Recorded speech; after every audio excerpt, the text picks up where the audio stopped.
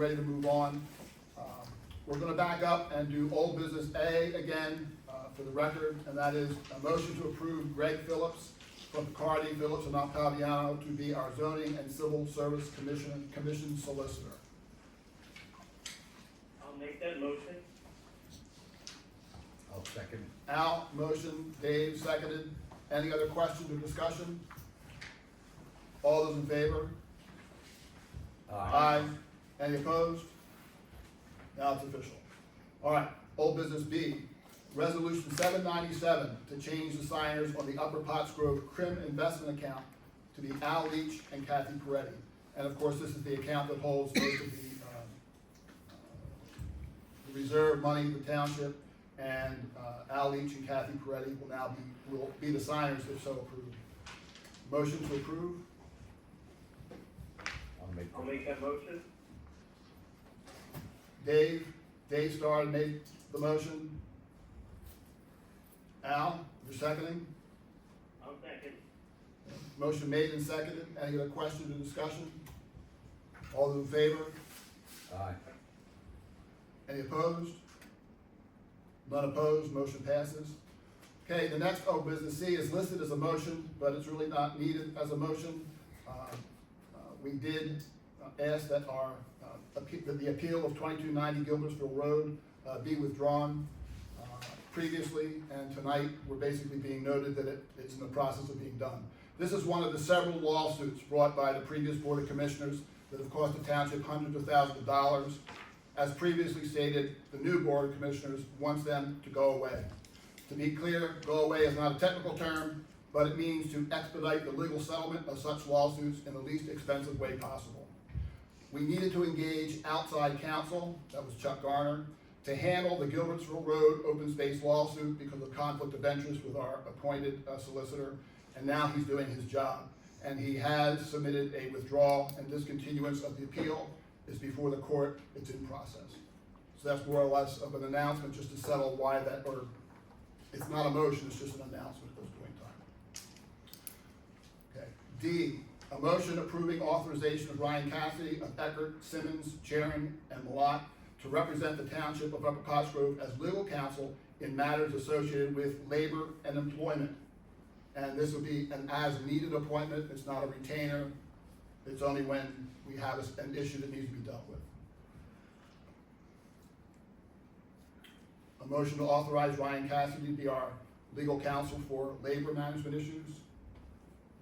A motion that we accept. Motion I'll made. second. Al seconded. Any other questions or discussion? All those in favor? Aye. Aye. Any opposed? There being none. Kathy's in there. Okay, and finally, under old business E, discuss settlement and release agreement in the anti-SLAPP case of Murray versus Upper Potts Grove Township. Now, just to keep us on track here, an anti-SLAPP lawsuit is one that's a strategic lawsuit against public participation. This is for all the things that were going on in the township. Just as a review, Mr. Murray was taken to right to know court, if you will. The township said he was asking for too many right to know requests. The right to know court, I don't know the correct name, but the right to know court said no. Office of Open Records. The Office of Open Records said, no, it's all right, he's not asking for too many, and there was no case there. The township decided to appeal that to the Commonwealth Court, and within 5 or 6 months, the Commonwealth Court said, no, nothing there. He's allowed to submit his right to know request. With that, Mr. Murray started the anti-SLAPP suit against the township, which is basically saying they were denying him his right to speak. His right to speak, and that the suit was just a subterfuge to get him to stop.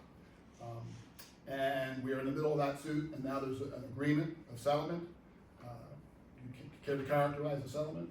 Sure, it's a monetary to assist with his legal counsel. It's a little bit punitive towards the township. Insurance counsel did handle this matter, I was not involved. And one of the other aspects besides financial would be for the next manager, probably not Mr. Wind, it would be our permanent manager, to undergo training in right-to-know law to make sure that the township appropriately handles right-to-know requests going forward. And I think, Township has agreed to. and Rebecca did note it, I think it's important to hear that, is that this is an insurance issue. The township's insurance lawyer was handling this, and they're the ones that worked with Mr. Murray and his counsel to come to this settlement. And the settlement expenses will be paid out of the insurance funds. And that's that. And so we are being asked to approve the settlement as presented. Oh, motion. Let's get to motions here. I'll make the motion. I'll second the motion. Is the agreement, is that, a public, Oh, yes, that's what we're, public, okay. yeah, we just explained what it was. It's definitely a public issue. That's why it's before us. I mean, is the settlement public? Yes, Okay. totally. So a motion's been made and seconded. Question or discussion? Mr. Brandt? How much is the settlement for? The settlement in cash is $31,500. $31,500 And that's being paid by the insurance by carrier? PERMA, right, the Pennsylvania Intergovernmental Risk Management Association, who we're insured with for that sort of thing. And those are for legal fees that he, had to pay, reimburse him for those legal fees.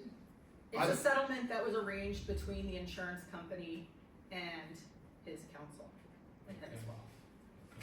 And that's the extent of what we have. Right, we can't answer detailed questions about the litigation because again, I was not involved. These folks were only involved in the settlement purposes. And so we are agreeing with our insurance lawyer, who's gonna pay the bill, but that's fine with us in the end. Yes, ma'am. And repeat again, or do you have a name and address for the record, Jean? Okay, I'm sorry, go ahead. Mr. Robertson just asked if that was gonna be on public record. Does that public record identify how much of that is lawyer's fees and how much of it is punitive? I'm not reading that in the document. I'm just reading the But does it outline those No. two things? That's all I need to know.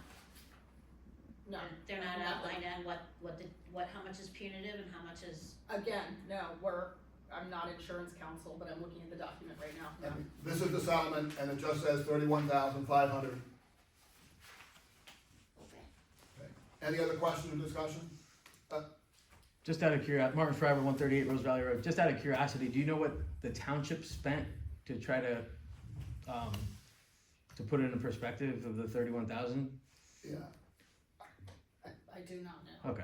I don't know. I know that we spent, I thought to look that up this afternoon, but it was in the tens of thousands of dollars. Okay. And expecting many, many more tens of thousands of dollars if we continued with the suit. I don't have the exact numbers. I sort of looked, no, sorry. It's okay. That was a point I wanted to make.